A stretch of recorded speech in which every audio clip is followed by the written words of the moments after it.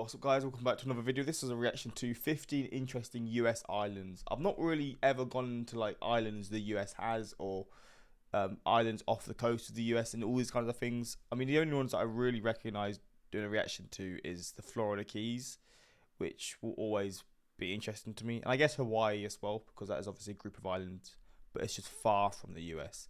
But I guess there's going to be some here that will be unknown to me, and yeah, I guess they stand out. There's the ones off, I think it's off California, somewhere around here. Can't remember the names of them, but I found out about them the other week, and I thought they were pretty cool, just learning about them. But we're going to check this out. Hopefully going to enjoy. Links are in the description to my Patreon where you can see reactions that I can't post to YouTube. But let's check this out and see these US islands. I'm going to start with St. Lawrence Island, Alaska. It's located in the Bering Sea between the US and Russia, and it's right on its own. If people live here, that would be a mad place to live. Closer to Russia, being only 50 miles or 95 kilometers from Russia. It's the 6th largest island in the US. It's about 1,800 square miles. This is not a mountainous island. The high point is only 2,070 feet. It's mostly low-lying and doesn't have a large variation in terrain.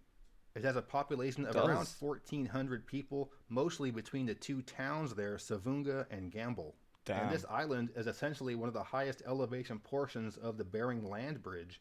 And the Bering Land Bridge is when many ancient humans crossed over from Asia into North America.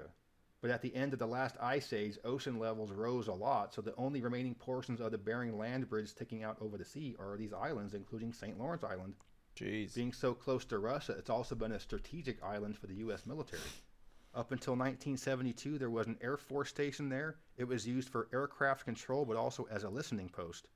So between prehistoric man, modern-day indigenous population, and a Cold War surveillance between the U.S. and Russia, St. Lawrence Island has always been a pretty interesting spot. Living somewhere like this would be wild. Like, you're not in the middle of nowhere, but you're in the middle of the ocean, and it's freezing cold for so long throughout the year for you.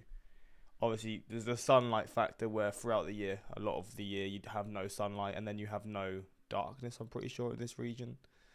But damn, like, what, like, the opportunities of people living here, like, is it people that are native to this land, or is it people moving here for certain jobs? I mean, I guess people aren't moving here now. Maybe these people have had their families living here for hundreds of years. It's just such a fascinating place. Like, what benefits would you get from living here, other than, I guess,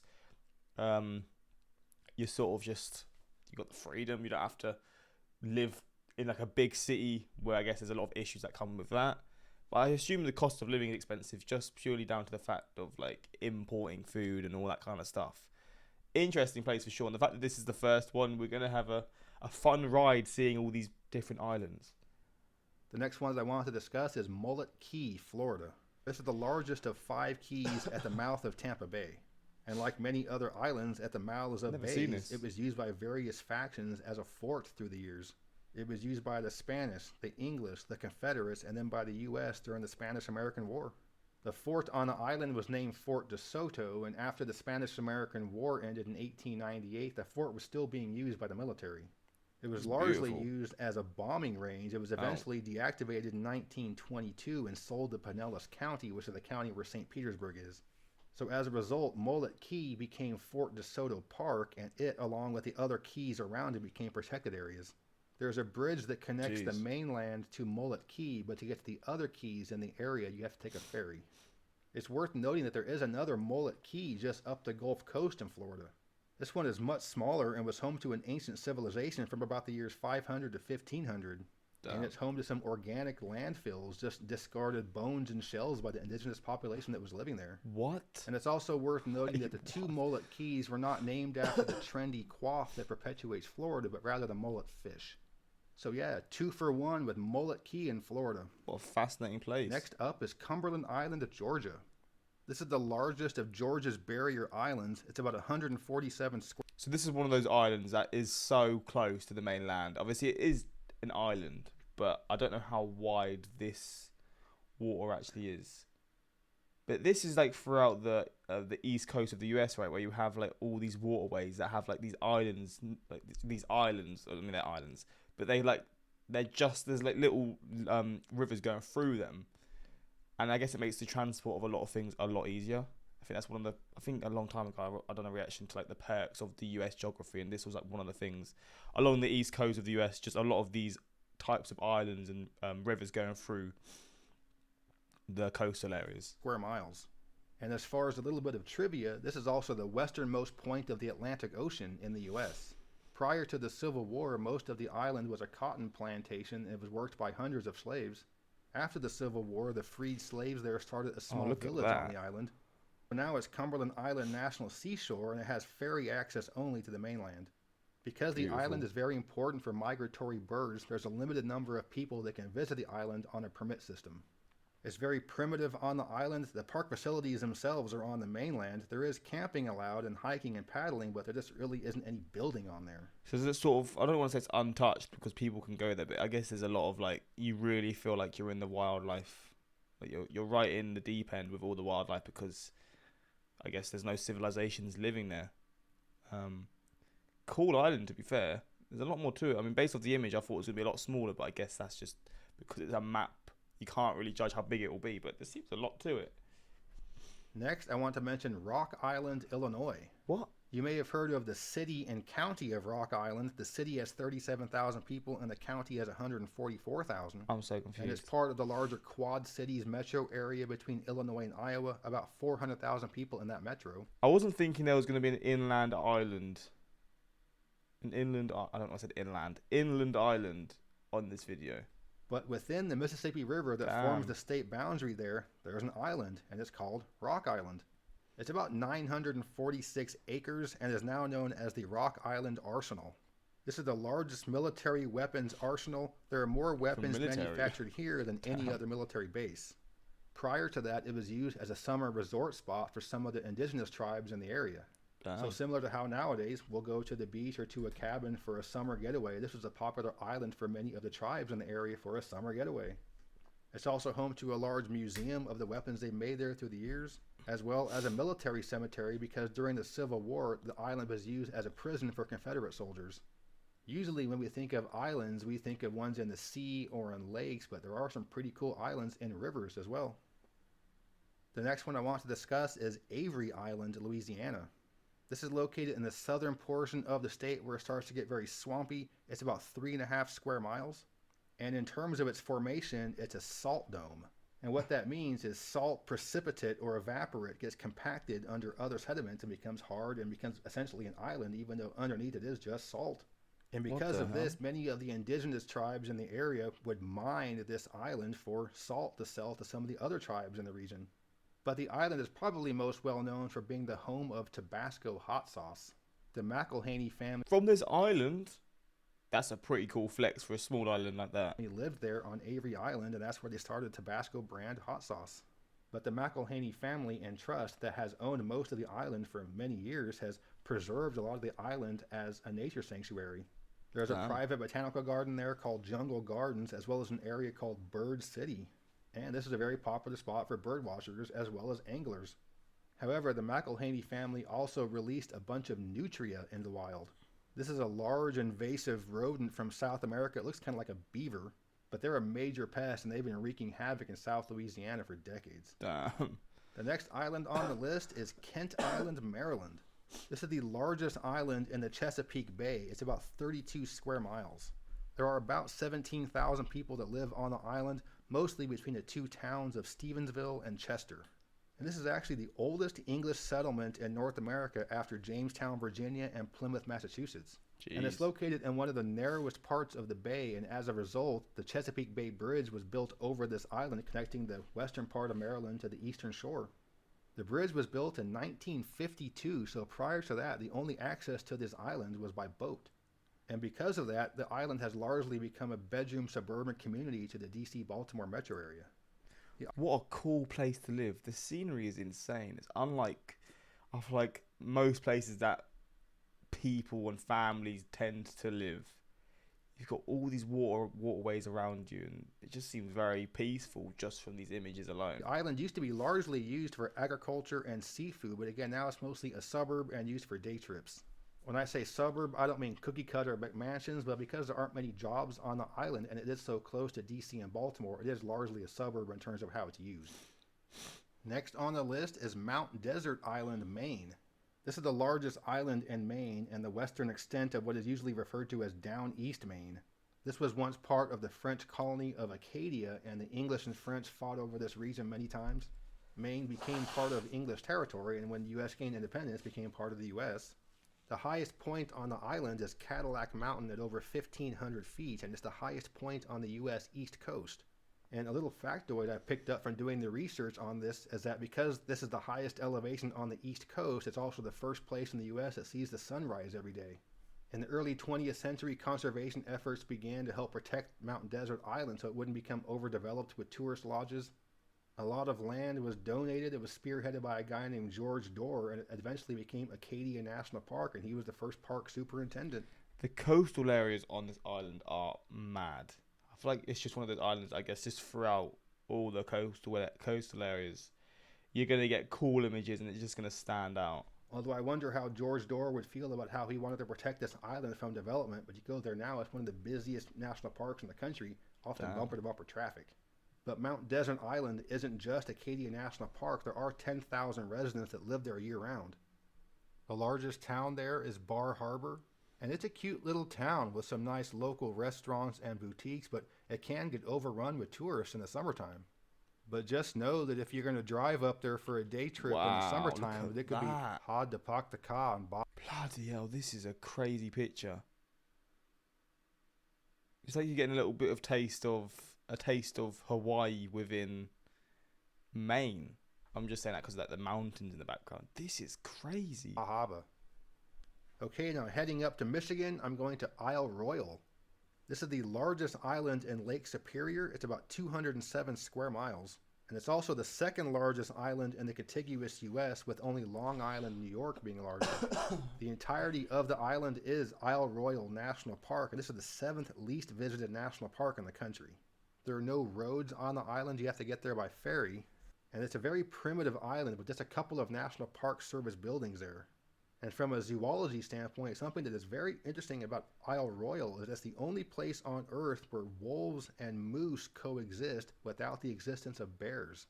What the hell? You have many biologists studying the relationship between these wolves and moose with no bears around. And right here is something you can do in Isle Royale. You can be on an island in a lake, on an island in a lake. Now, there are plenty of places on Earth where you can do that, and ones where you can go more layers than that one, but that is still pretty cool to be on an island and a lake, on an island and a lake.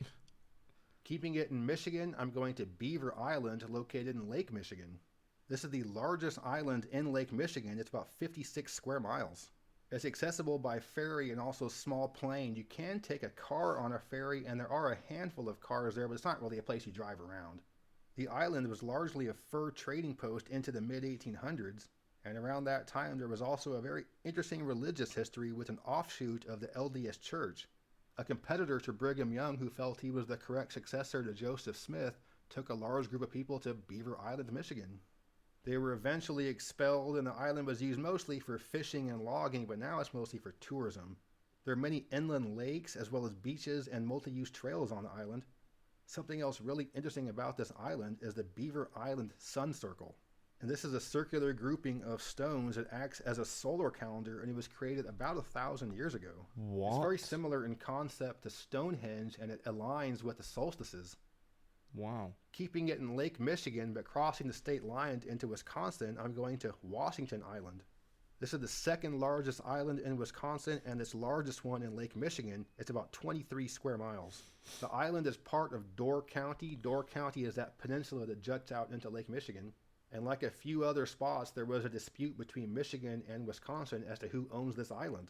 So after a court battle, the Supreme Court decided that Washington Island belongs to Wisconsin, and the state line would be just a little northeast of there. Most of the original settlers were of Nordic descent, which is certainly not strange in this part of the country, but what is a little bit different is that most of these immigrants were from Iceland. There aren't many parts of the U.S. with a large Icelandic immigrant history.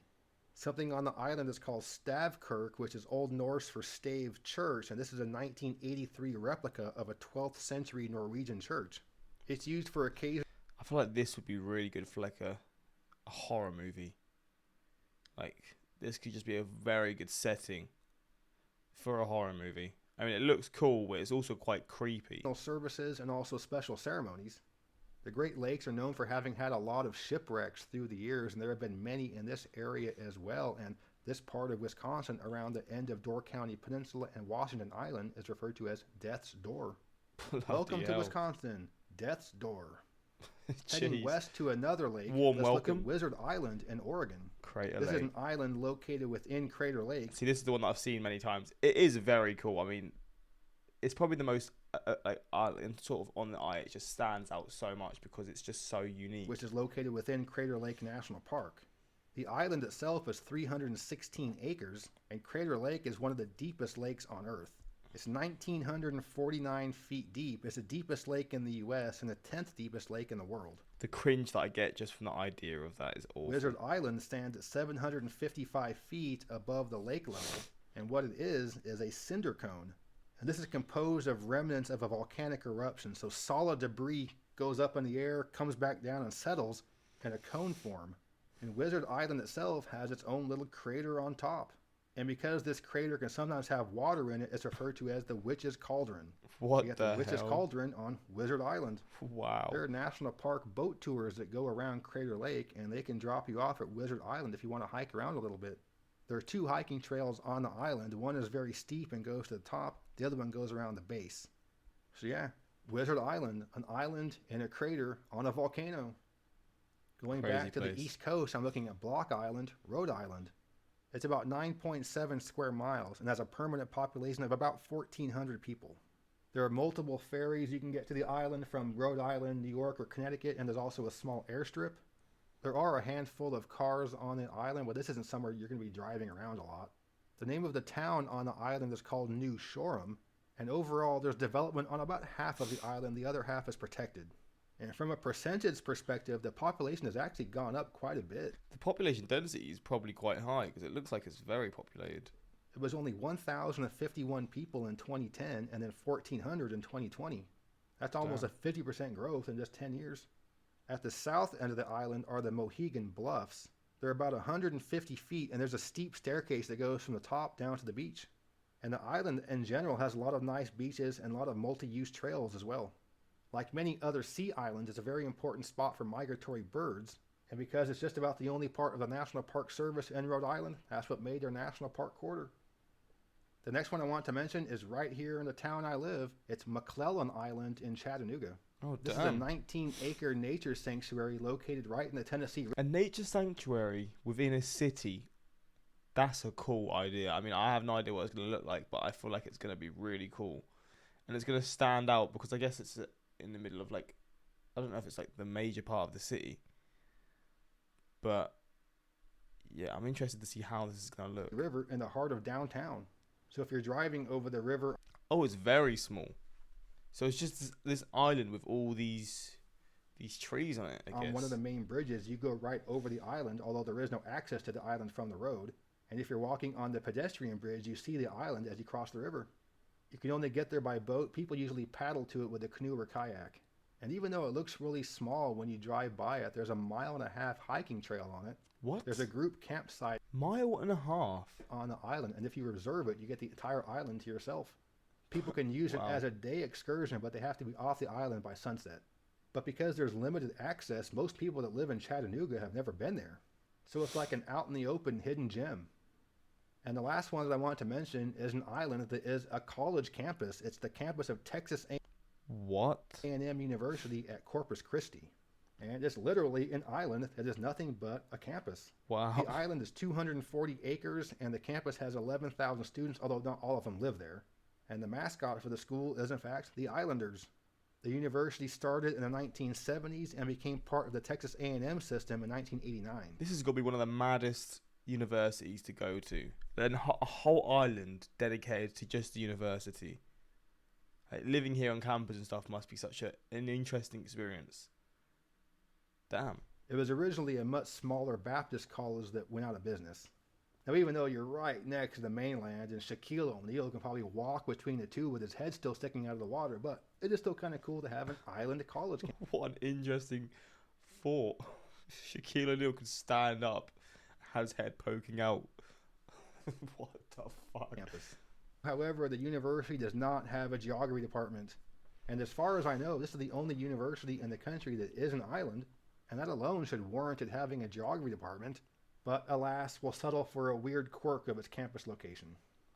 So that's my look at a handful of interesting islands. I love seeing these sort of videos. The videos that this guy does, Geography King, he just very interesting topics.